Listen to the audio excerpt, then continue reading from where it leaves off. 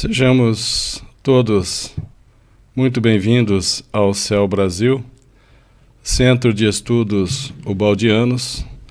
Temos como objetivo o estudo da obra de Pietro Ubaldi. Já estudamos o volume 1, As Grandes Mensagens. Estamos estudando o volume 2, A Grande Síntese. E na Grande Síntese já estamos no capítulo 78. O capítulo 78 de A Grande Síntese trata os caminhos da evolução humana.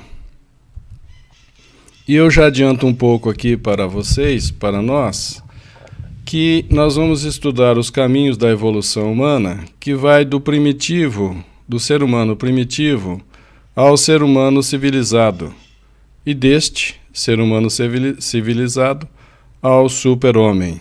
Então, é uma prévia. Os caminhos da evolução humana podem ser considerados nos diversos planos, tanto de um ponto de vista individual, uma pessoa só, como coletivo, porque a evolução do ser humano coletivo se dá pela evolução dos seres humanos em particular, individual.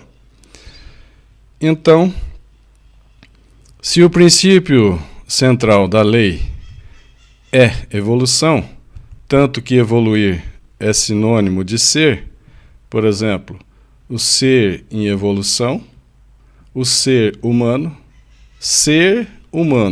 ele talvez ainda não seja humano, mas ele busca, ele se esforça para ser humano. Então, o princípio da lei de Deus, que está expresso em A Grande Síntese, é a evolução. Tanto que evoluir é sinônimo de ser. Isso é possível existir como movimento de progresso superior a qualquer regresso. Lembramos até a figura 5 de A Grande Síntese, em que a abertura da espiral, depois, a abertura por evolução, depois voltava por involução. Então, superior a qualquer regresso. Isso é evolução. Evolução deve ser o conceito basilar da tábua de valores éticos. Aqui para nós a evolução é nosso alicerce, é ponto básico, conceito básico. Os conceitos de bem e de mal, de virtude e de vício, de dever e de culpa, embora eles sejam relativos e progressivos, aliás, justamente por isso, por ser relativos e progressivos, só podem ser concebidos, esses conceitos de bem e de mal, culpa, virtude, vício, só podem ser entendidos, concebidos, em função da evolução. Ou seja, para os seres humanos que estão em evolução, porque existem os seres que já estão evoluídos. Então, conceito de bem e de mal é na caminhada evolutiva, porque no sistema só tem o bem, só tem o amor, só tem a caridade. Na dualidade e no caminho que estamos percorrendo agora, do antissistema para o sistema, ou dos mundos de expiações e provas para mundos divinos, aí sim existe esses conceitos de bem e de mal. Em função da evolução, nos mundos divinos só tem conceitos de bem, de amor, de felicidade. Vimos este fenômeno, evolução, funcionar e triunfar em todas as dimensões que conheceis. Nós mesmos, na Grande Síntese, vimos a evolução desde a matéria hidrogênio a urânio, depois a evolução da energia, depois a evolução dos seres biológicos, até o ser humano. Se a vossa fase atual é construção e ascensão de consciência, e eu acrescentaria reconstrução de consciência, é desmaterialização de formas. Estamos numa fase do universo em evolução, desmaterialização de formas. É superação biológica e espiritualização de personalidades. De um modo geral, estamos indo do universo material para o universo espiritual. espiritualização de personalidades, espiritualização individual de cada um de nós, que reflete depois na espiritualização e na evolução da coletividade humana. Esses conceitos resumem, com referência às posições relativas de cada um, o bem, a virtude, o dever. E isso define que grau de evolução relativo cada um de nós está já ocupando, de bem, de virtude e de dever, na caminhada evolutiva. Por quê? Os conceitos opostos significam posição também opostas. Mal, vício, culpa, que são involução e descida. Nós estamos hoje numa caminhada de subida, de ascensão, de evolução. Porém, mal, vício e culpa são característicos de um processo involutivo, de queda, de descida.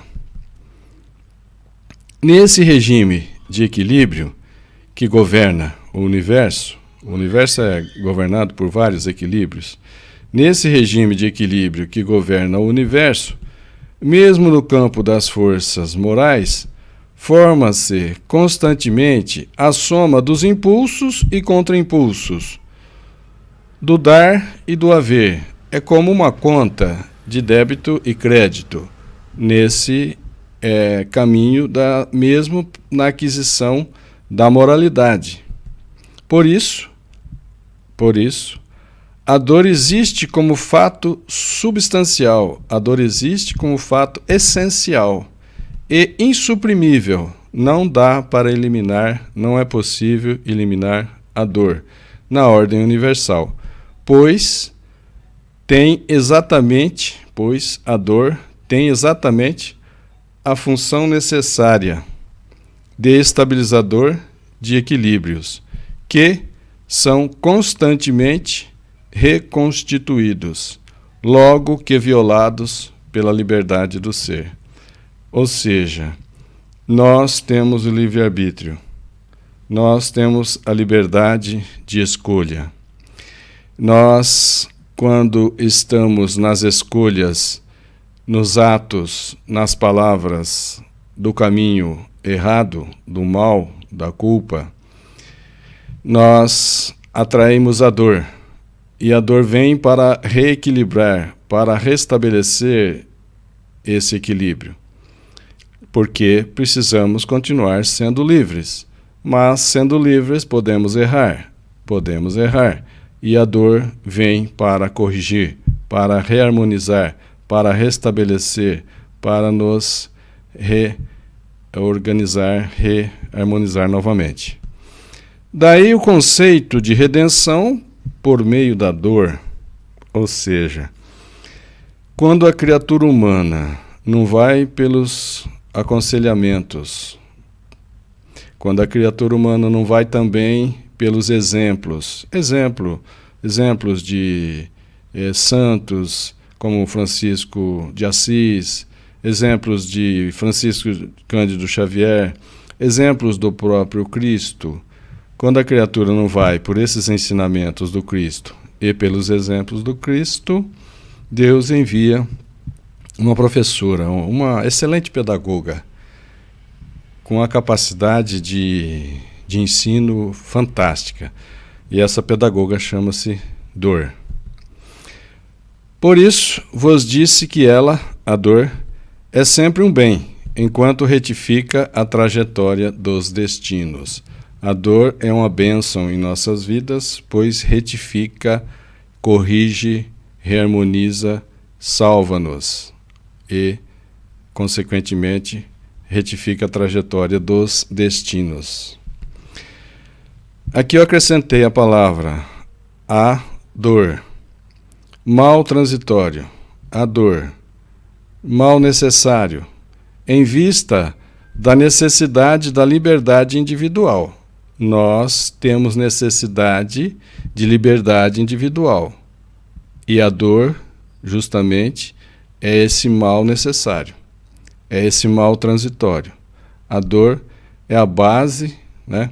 Aliás, a dor vem para que a gente corrija-se.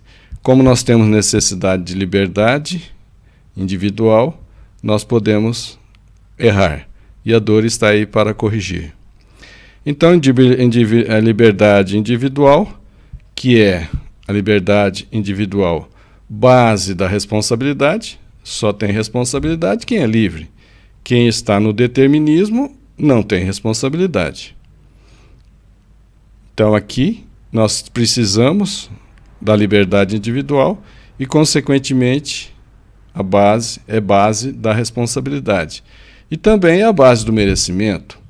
A liberdade individual deixa-nos escolher e caminhar com responsabilidade e com o merecimento, com o mérito daquilo que fizermos. A cada um conforme suas obras. Aqui eu acrescentei novamente 2 palavras. A dor sutiliza sempre o dar, acumula o crédito e transforma-se num meio de bem. A dor purifica, sutiliza sempre o dar. E ninguém vai ter mais dor do que é necessário no aprendizado. Ainda que se tiver mais dor, ela será transformada em crédito e transforma-se num meio de bem, num meio de ascensão, num meio de evolução. Conceito evidente, já que o princípio de equilíbrio é universal e infalivelmente invade também o campo ético. Isso que estamos falando, nesse equilíbrio universal, invade também o campo ético. Nós vamos ver isso mais de perto. Colocadas essas bases racionais, agora estamos colocando bases racionais, é fácil a construção do edifício ético, que coincide com o posto em prática, que foi colocado em prática há milênios pelas religiões, pelas filosofias e pelas leis sociais. Então, as religiões, desde os profetas antes de Moisés, depois Moisés, o Cristo. Então, essas revelações, né, ditados pelas revelações, sentido pela intuição, mas sem fundamento de racionalidade que hoje é necessário para ser aceito pela psicologia moderna.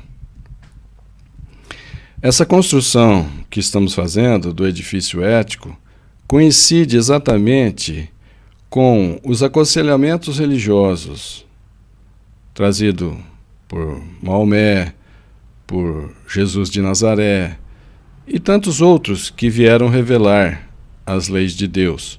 Também coincide com as filosofias, também coincide com as leis sociais. Ou seja,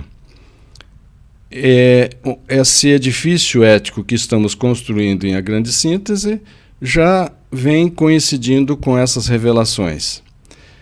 Porém, hoje, desde 84 anos, em 1933, com o lançamento de A Grande Síntese, é necessário esse fundamento de racionalidade, essa demonstração científica do edifício ético, para ser aceito pela psicologia moderna.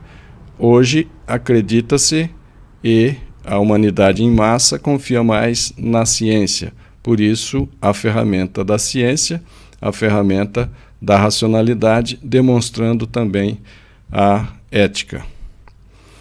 Um cortejo de mártires, daqueles que sofreram, como profetas, santos.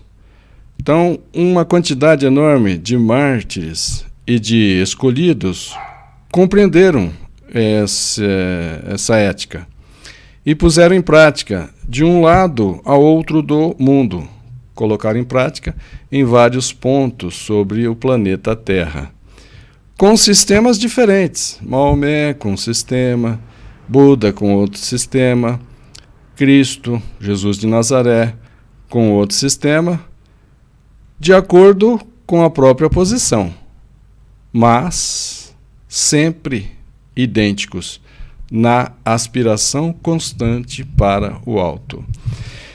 Então, esses mártires, profetas, santos e o próprio Cristo nos trouxeram, em pontos diferentes do globo, a lei de Deus, que ela é sempre idêntica, e sempre essa aspiração, esse desejo de evoluir constantemente, subir, ascensão para o alto.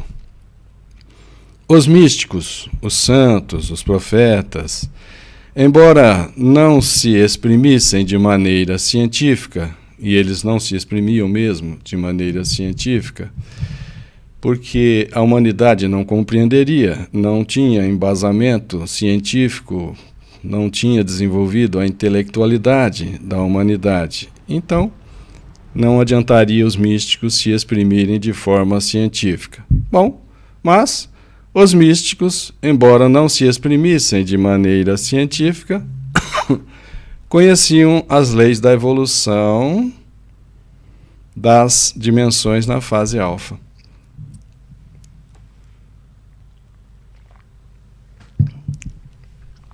Embora os místicos não se expressassem de forma científica, como aqui na grande síntese, esses místicos conheciam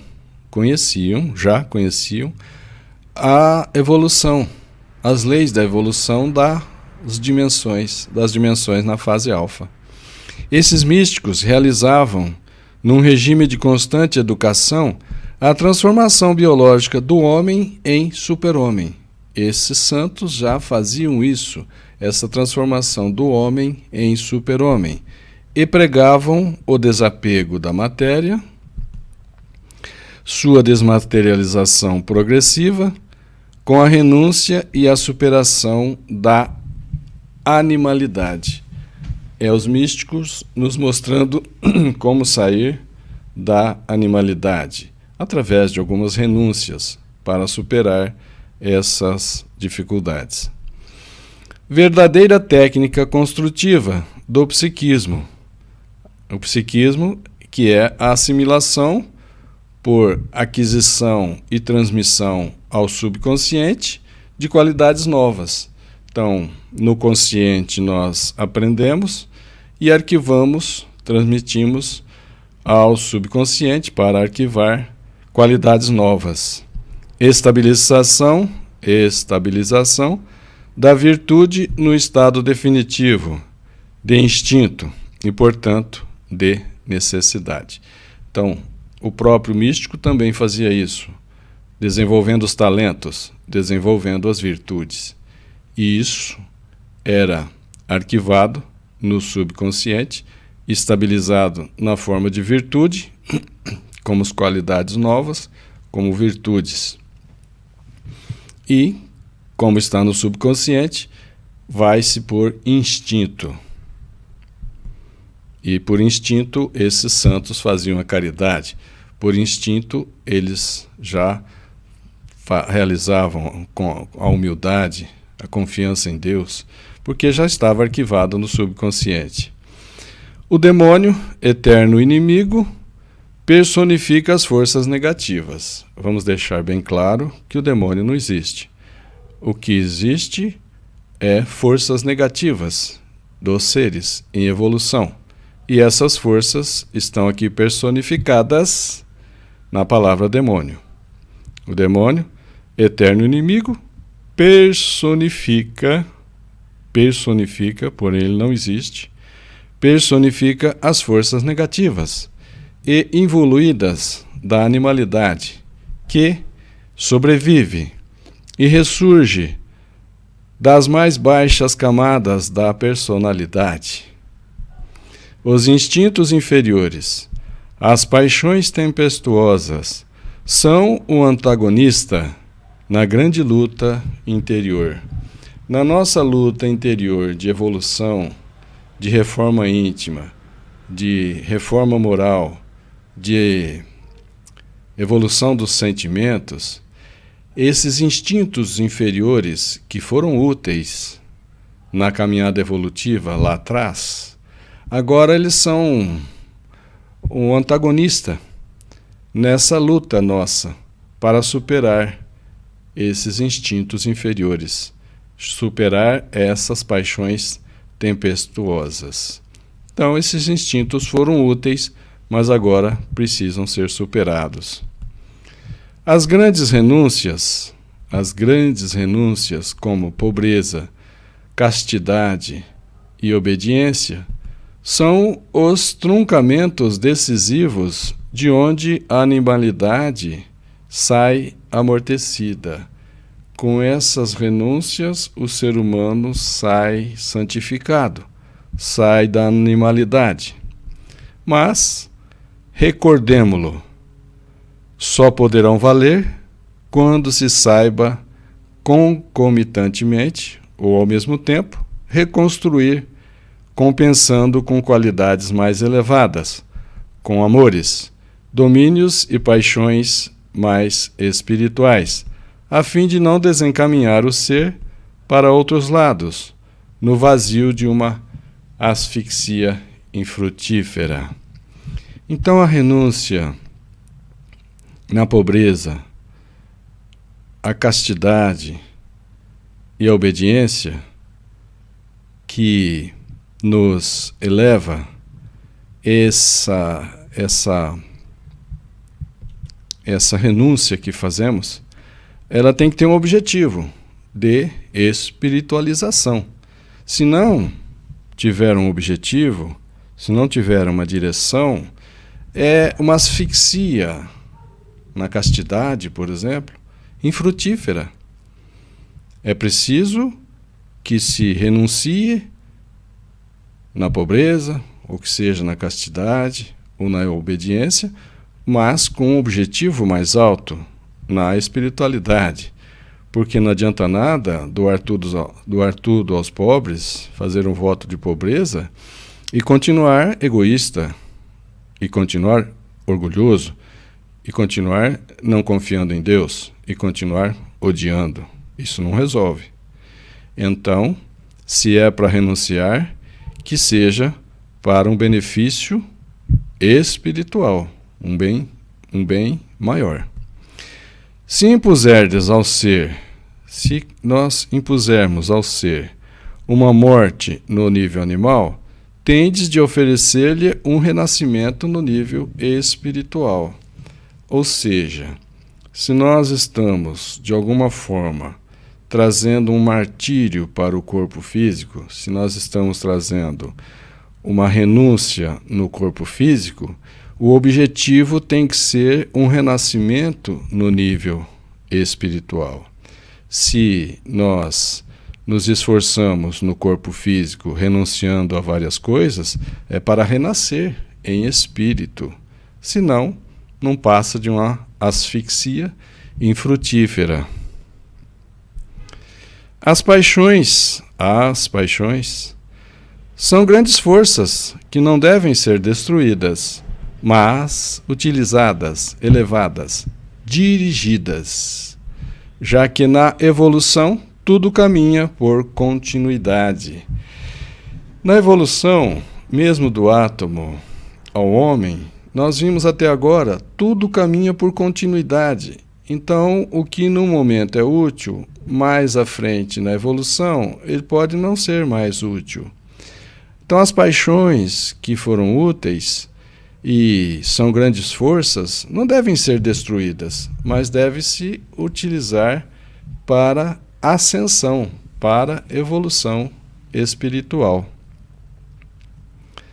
Daí nós vamos observar nas obras de Joana de Ângeles, com Divaldo Pereira Franco, as forças sexuais da alma e as renúncias que se faz em benefício do espírito.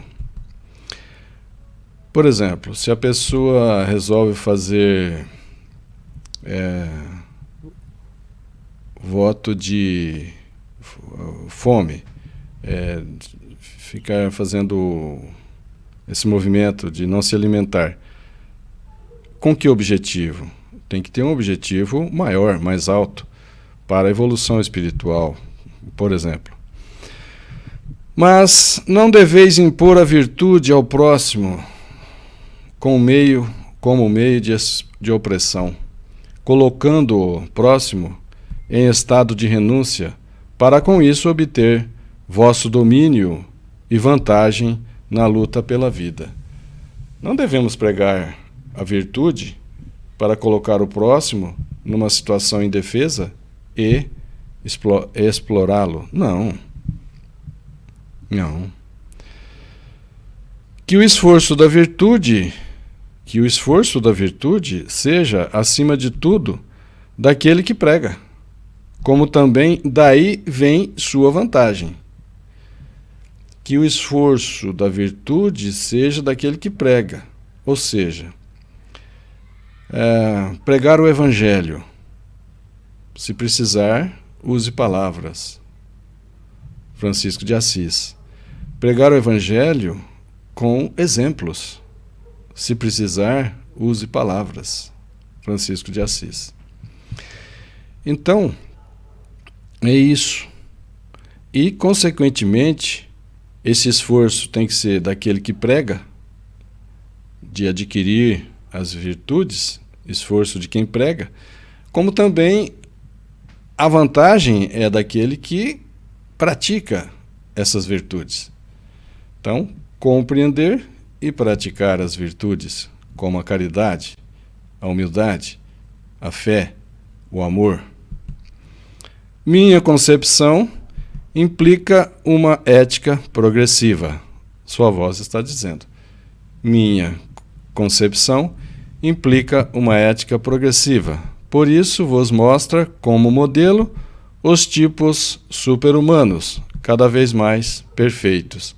Por isso Deus nos envia esses profetas, que são tipos humanos cada vez mais perfeitos, por exemplo, um Francisco Cândido Xavier, um Francisco de Assis e o próprio Cristo, Jesus de Nazaré, que para nós é modelo e guia.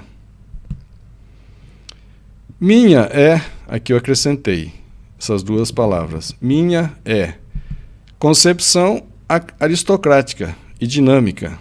Então a sua voz tem uma concepção aristocrática e dinâmica, antípoda, contrária da vossa, contrária dessa concepção humana que está vigente na Terra. Acrescentei, que eleva ao tipo ideal a mediocridade da maioria. Ou seja, mantém como modelo, elege como modelo a mediocridade, porque é nível evolutivo da maioria. A psicologia comum, e aqui não estamos falando da ciência, da psicologia, não. Estamos falando da psicologia comum. Essa psicologia que está vigente na Terra. A psicologia comum só pode dar a codificação dos instintos atrasados da humanidade. Por quê? Porque a psicologia comum não conhece, não foi atrás de conhecer as revelações que conduz o homem na caminhada evolutiva. Elevar como modelo o medíocre, gente, elevar como modelo o medíocre só porque se impõe pela quantidade, elevar como modelo o medíocre só porque se impõe pela quantidade e não pelo valor, significa erguer um monumento à inferioridade. É como se a gente fizesse uma estátua para a inferioridade, porque elegeu como modelo o medíocre, que estava em quantidade grande.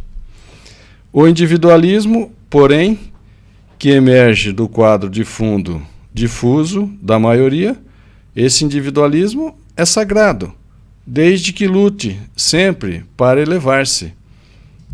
Porque veja, as pessoas podem achar estranho, o individualismo, ele é bem-vindo, desde que a pessoa está lutando para elevar-se. Pois esta é a lei da vida, e a ascensão coletiva só pode ser resultante de todas as ascensões individuais, ou seja, é com a evolução da individualidade de cada um é que tem a resultante da elevação da coletividade.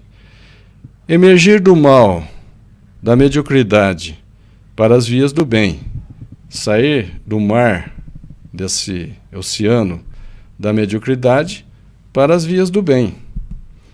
Que as massas sejam enquadradas para que os poderes dirigentes possam impor melhor o trabalho da evolução. Então, harmonizar as massas e dirigir as massas para a evolução. Mas não sejam elevadas a massa como modelo. Não. E o número, a quantidade, não sufoque o valor. Por quê? Por mais que você aumente na quantidade, você nunca faz a qualidade. Então, não vamos usar o número, não vamos usar a quantidade para sufocar a qualidade. Lá em cima, alta e longínqua, está a luz dos espíritos gigantes que superaram e escravizaram ao espírito as forças biológicas. Lá no alto, no sistema ou nos mundos divinos, estão os espíritos gigantes que passaram por aqui, que superaram essas dificuldades, que escravizaram as forças biológicas para benefício do espírito. Desses espíritos gigantes, estão cheios os séculos. Todos os séculos tiveram, e foi por misericórdia divina. Sempre teve essas grandes almas. Então, dessas grandes almas estão cheios os séculos.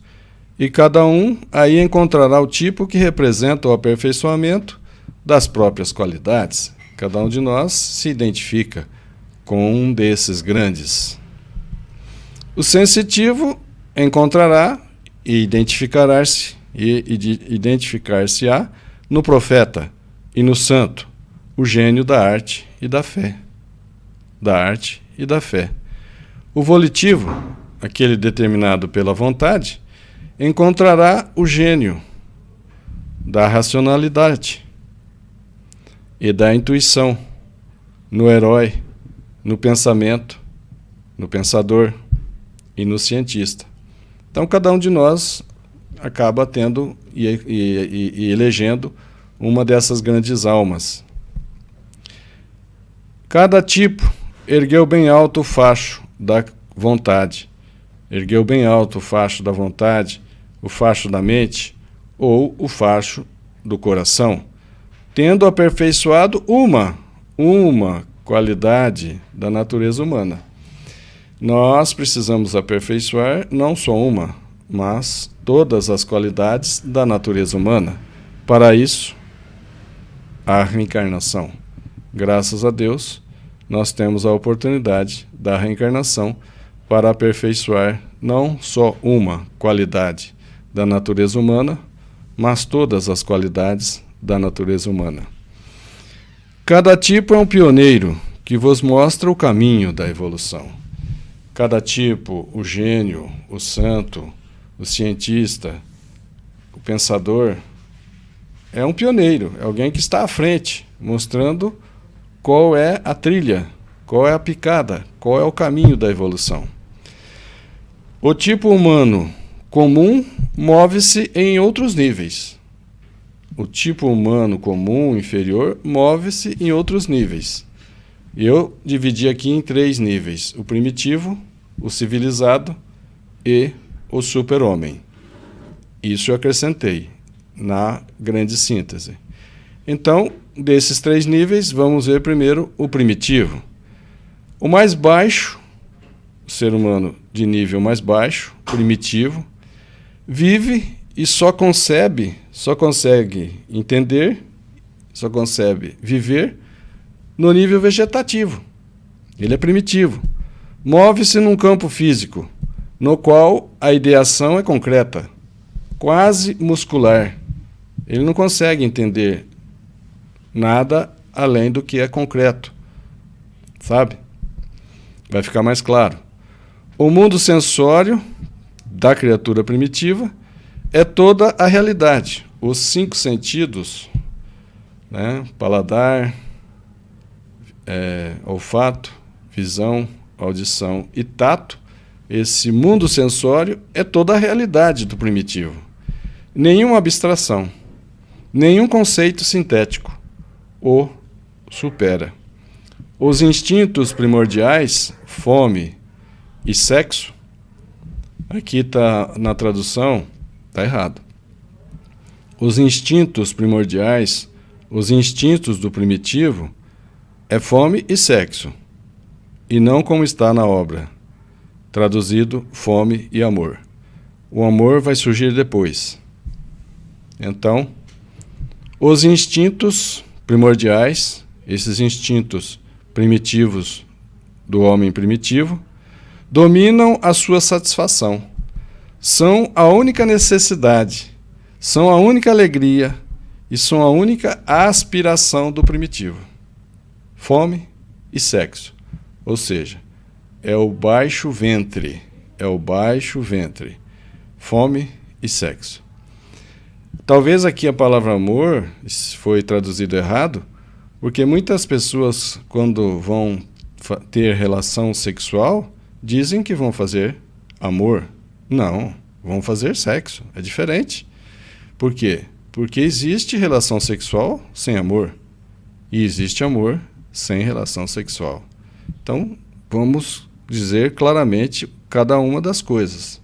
Com rigor, aqui é fome e sexo. Psiquismo rudimentar, que só exercita no campo passional de atrações e repulsões violentas e primitivas. O primitivo, ele gosta de ver cenas violentas, cenas de campo passional e atrações primitivas.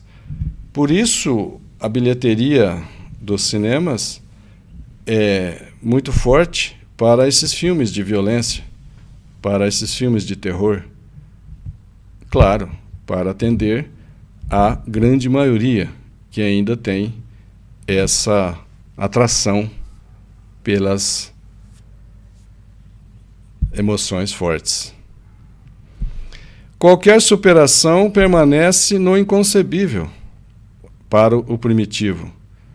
Para o primitivo, qualquer superação fora da fome e do sexo fica no inconcebível, ele não consegue entender. Trevas dominam quase toda a consciência. É uma consciência que ainda está em reconstrução e está bem primitivo. É o selvagem, esse primitivo é o selvagem. E, nos países civilizados, o homem das classes inferiores, onde ele renasce por seu peso específico. Ele renasce em classes inferiores, não economicamente ou socialmente, mas em classes inferiores no sentido moral, evolutivo. E renasce pelo seu peso específico, ou pela sua densidade, ou pelo seu sentimento. É por atração natural que ocorre isso. Ele vai por atração, pelo seu sentimento, pelo seu peso específico. E o segundo grau de evolução do ser humano, eu coloquei aqui como o civilizado. O civilizado. Mas, então aqui a sua voz está dizendo, civilizado é o que coloquei. Mas a civilização criou um tipo mais elevado, com o psiquismo mais desperto, que chega até a racionalidade. Então, o primitivo que evoluiu, entrou no nível de civilização e chega até a racionalidade. A explosão das paixões é controlada, pelo menos nas aparências. É aquele ser civilizado que já controla suas aparências, que já controla suas paixões, pelo menos na aparência. Os instintos primordiais, ainda que sendo os mesmos, complicam-se, revestem-se de um trabalho reflexivo controlado. Sutilizam-se, tornam-se mais nervosos e psíquicos. O ser civilizado, que estamos falando, adora a riqueza e até cultuá-la. Tem um erro de tradução também aqui, em A Grande Síntese.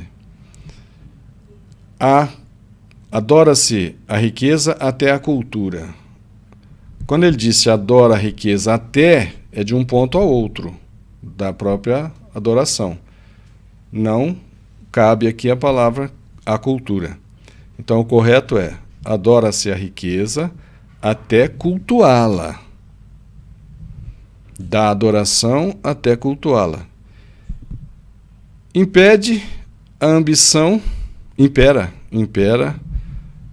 governa ou impera, a ambição que incentiva a luta, que se torna cada vez mais nervosa e astuta. É aquela luta que deixa de ser força bruta para ser astuta. É o jogo de inteligência. E essa luta ultrapassa-se as metas do indispensáveis, ou do indispensável. É aquele acúmulo, é aquela meta, é aquela busca de coisas materiais que já são supérfluas, que já ultrapassou, que já se excedeu ao necessário, ao indispensável. Embora sensória, a realidade se enriquece. Ele está em evolução.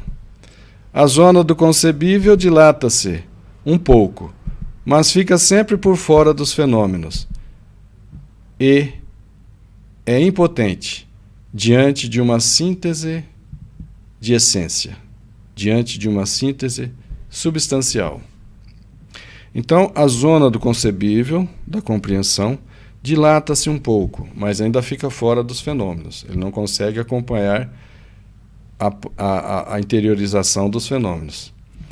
E é impotente para fazer uma síntese. Ele só vai compreender por análise, passo a passo.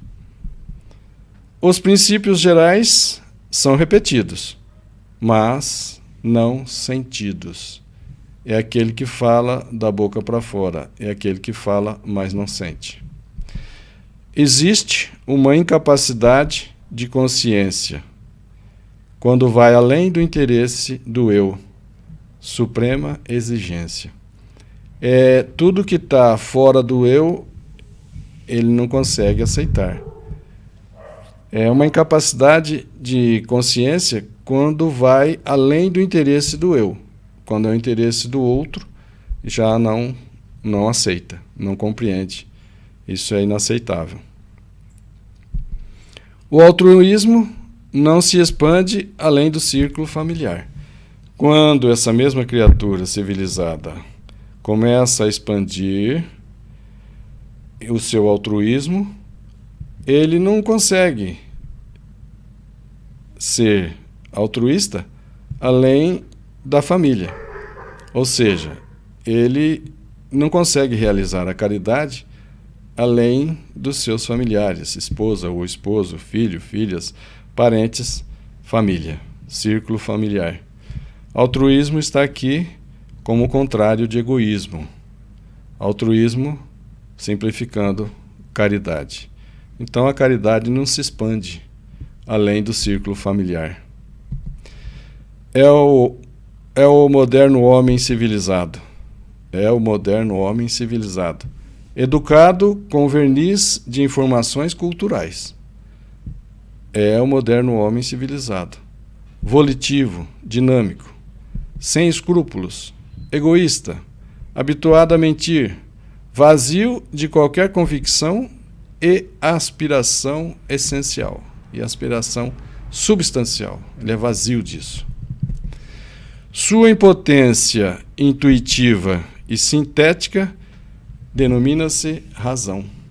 Ou seja, é o ser humano civilizado que está no nível da razão. Ele tem impotência de fazer síntese. Ele não consegue fazer uma síntese. Ele tem que analisar, fazer análise passo a passo. E também ele ainda não atingiu o nível de intuição. Ele ainda é só razão. Objetividade, ciência, que são os meios utilitários. Então, ele fica ali na razão, na objetividade, na ciência, que são meios utilitários para produzir utilidades, conforto, porém não utilizou a ciência para evoluir espiritual, moral, intelectualmente, né? E o terceiro nível, nessa classificação de a grande síntese, é o super-humano. É aquele que já atinge o nível de evolução do super-humano, da super-humanidade. Existe um tipo, que é este, existe um tipo ainda mais elevado de homem, dificilmente reconhecível por fora por quem ainda não tenha chegado a esse nível. É o super-homem, que ele não é reconhecido por fora. A sua grandeza é interna, a sua beleza é interna. Por isso a gente fala, fulano é bonito por fora e é bonito por dentro. Ou seja, já tem qualidades morais, já tem virtudes. Mas o super-humano não é fácil de ser reconhecido. Quem reconhece o ser humano, o super-homem, quem reconhece o super-homem é aquele que já tem esse nível também. Pelo menos exteriormente é assim. Esse super-homem muitas vezes é um solitário, um mártir, cuja grandeza não é reconhecida senão depois da morte. Só vamos reconhecer a grandeza, por exemplo, a humanidade no Brasil, os brasileiros, muitos só foram reconhecer a grandeza do mártir Francisco Cândido Xavier depois que ele desencarnou. Isso é natural. Só o medíocre pode ser logo compreendido e aclamado pela maioria dos iguais, dos medíocres. Ou seja, só o medíocre pode ser logo compreendido, aclamado, anunciado pela maioria dos que são medíocres. É assim que funciona. Glória fácil e rápida significa pouco valor. Aquela glória fácil e rápida significa que é de pouco valor. Neste tipo, o concebível dilatou-se. Nesse tipo de ser humano, que é o super-homem, o concebível dilatou-se até a síntese máxima. A consciência atingiu a dimensão superior da intuição. Então, ele já passou pela razão, o seu concebível dilatou-se, ele já está na síntese e também na dimensão superior da intuição. Está muito distante da média, porque viu e compreendeu as altas metas da vida e só pode passar pela terra em missão, amando e fazendo bem. Com frequência, esse super-homem está alheio e desprezado no mundo, mas seu gesto abraça toda a criação. Ele, o super-homem, superou os instintos da animalidade, ou luta, ou está lutando para superar esses instintos de animalidade. O super-homem não tem inimigos na Terra, a não ser as leis biológicas inferiores, que ele procura subjugar, utilizar em benefício próprio para a sua evolução espiritual. Aqui também eu não traduziria que procura esmagar. Vou repetir, O super-homem não tem inimigos na Terra, a não ser as leis biológicas inferiores da animalidade, que o super-homem procura subjugar. Eu não diria esmagar. O super-homem aceita a dor e considera sua a dor do mundo. É como o próprio Cristo veio e aceitou como sua a dor do mundo, a dor da nossa incompreensão, a dor da nossa não conscientização, da nossa inconsciência, da espiritualidade, do amor de Deus e por aí vai. O super-homem sabe e sente tudo o que, para seus semelhantes, se perde no inconcebível. Por exemplo, quantas coisas Chico Xavier sabia e sentia, mas aqueles que ali conviviam com ele ou que o assistiam não compreendiam, era inconcebível para eles. Seus triunfos são muito amplos e distantes para serem vistos, porque ele se move no pensamento e na ação, aderindo à essência, aderindo à substância das coisas, em harmonia com o infinito. O super-homem já está em harmonia com o infinito. Esse é o tipo da super-humanidade do futuro, em que a animalidade egoísta e feroz estará vencida e o espírito triunfará. Como está na obra de Pietro Baldi, A Nova Civilização do Terceiro Milênio, ou, se eu não me engano, a Civilização do Terceiro Milênio, é isso?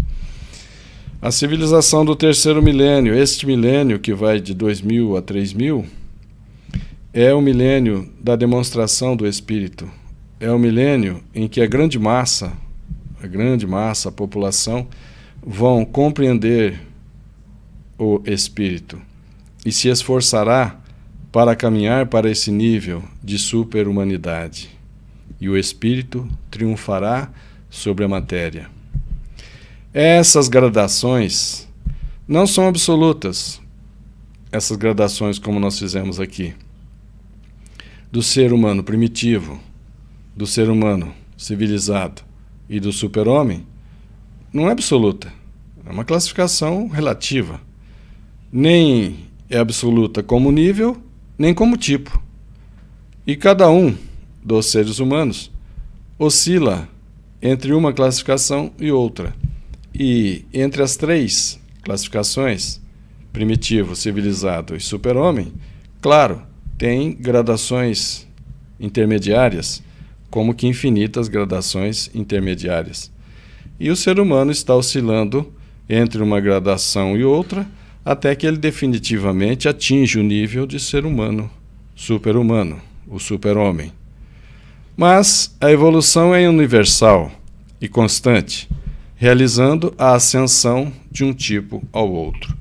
Então, o que ele está dizendo? Que a evolução é universal e ela vai realizar essa evolução passando o ser humano de primitivo a civilizado e de civilizado a super-homem. A ascensão do selvagem para a civilização, a evolução do selvagem para a civilização. A ascensão das classes inferiores para o bem-estar da burguesia. Velha história das mais baixas ascensões humanas, impulso determinante das revoluções sociais. Essa vontade de subir foram impulsos determinantes das revoluções sociais. Mas hoje, a persistência e a extensão da civilização amadureceram e difundiram o segundo tipo humano, o civilizado. E, visto que é preciso evoluir, quando este for a maioria, já estiver a maioria no nível civilizado, por ter elevado e assimilado o tipo anterior, sua revolução só poderá dirigir-se para o terceiro tipo, o super-homem. Então, quando a grande maioria da humanidade terrena já estiver no nível civilizado, a busca, a aspiração é para o terceiro tipo de evolução, o super-homem. Embaixo agitam-se confusamente as aspirações das classes sociais inferiores, prontas a submergir o egoísmo de raça para impor o interesse de classes, se a zona superior não souber defender sua função dirigente. Normal. O segundo tipo tende, por impulso evolutivo idêntico, a elevar-se ao nível do super-homem. Esta é verdadeiramente a grande e nova transformação biológica em massa dos séculos futuros. Ou seja, esta caminhada, essa evolução do civilizado ao super-homem é verdadeiramente a nova e grande transformação biológica em massa da grande população dos próximos séculos, talvez dos próximos 10 séculos, para formar o terceiro milênio. Minhas perspectivas futuras não são utopia. O que sua voz está dizendo aqui, essas perspectivas, não são coisas inatingíveis, não são coisas impossíveis, mas essas perspectivas estão ligadas aos fatos e à evolução histórica normal. O fenômeno da evolução foi, no passado, um produto esporádico, isolado. Ou seja, o fenômeno de que alguns homens atingiram o nível de super-homem, atingiram o nível de santo, no passado foi um caso esporádico, isolado, um aqui, outro ali, um santo lá, um santo cá, um profeta aqui, outro profeta ali. Eram casos isolados. Mas, no futuro, tornar-se-á um produto de classe, de massa, de grande quantidade. A santa obra da educação do povo trará isto em massa, ao nível médio, e quando esta for a zona de maior extensão, nenhuma revolução poderá mais emergir de baixo. Não. O progresso científico prepara inevitavelmente, apesar de seus perigos, um ambiente de menos áspera escravidão econômica. Então, o progresso científico também está cooperando para que haja menos escravidão econômica e de mais intensa intelectualidade. Então, o próprio progresso científico está libertando o homem dessa escravidão econômica e trará progressivamente mais intelectualidade. A civilização estabilizará rapidamente o nível médio da vida no segundo grau da evolução humana, que então, do segundo grau, desejará subir para o terceiro grau. Isto poderá parecer distante hoje, quando ainda ressoa o eco entre vós das lutas nos mais baixos níveis. Hoje pode até parecer distante, porque entre nós ainda ressoa esse eco de lutas, de guerras. Mas o tempo está maduro. Pela elaboração dos milênios, este é o futuro do mundo terreno. Não vos falo do presente que conheceis, mas vos falo do futuro que vos aguarda. A sua voz está dizendo aqui que ela não está falando só do presente, mas ela está nos mostrando o futuro que nos aguarda. Não vos exponho apenas as dificuldades desta hora. Ele não está apenas colocando as dificuldades do momento, do presente, mas também está expondo os problemas e as construções para as quais é necessário preparar-vos. Sua voz está dizendo que é necessário nos prepararmos para essa evolução biológica que vai produzir o super-homem, que vai, através da boa vontade e do esforço de cada um, buscar desenvolver os talentos, conforme Jesus nos pediu. Desenvolver os talentos, ou seja, desenvolver as virtudes, como a fé, a humildade, a caridade e o amor. Então é necessário que a gente se prepare. Consequentemente, nessa caminhada evolutiva, nesse nível evolutivo de super-homem, faremos síntese. Não precisaremos analisar passo a passo. Faremos síntese e atingiremos o nível de intuição, deixando esse nível que já conquistamos de razão. Passamos a usar também o nível da intuição. Com isso, nós chegamos ao final do capítulo 78. Nós agradecemos a presença de todos, o carinho de todos, e nos veremos na próxima sexta-feira. Muita paz a todos.